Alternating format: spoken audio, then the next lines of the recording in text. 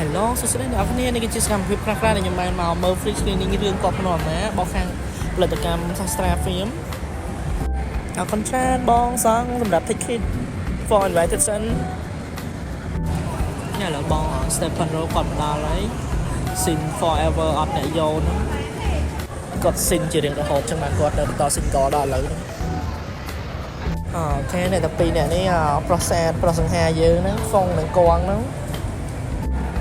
លោកគ្រូកឹមសែម៉ងនិងបងស្រីម្ចាស់ពលកម្មគាត់ដល់គាត់សំណេះសំណាលគ្នាមុនកម្មវិធីចាប់ដើម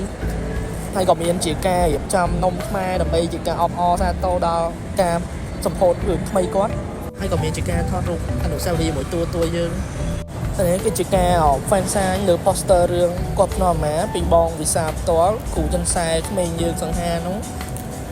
ខ្ញុំក៏បានថតទុកជាអនុស្សាវរីយ៍មួយគាត់មួយបងមួយមិត្តភ័ក្តិជាមួយបងគូតារាចាន់គាត់ដែលដឹករឿងនឹងផ្ទាល់បន្ទាប់ពីយើងមើលរឿងចប់ទៅក៏យើងមានជាការ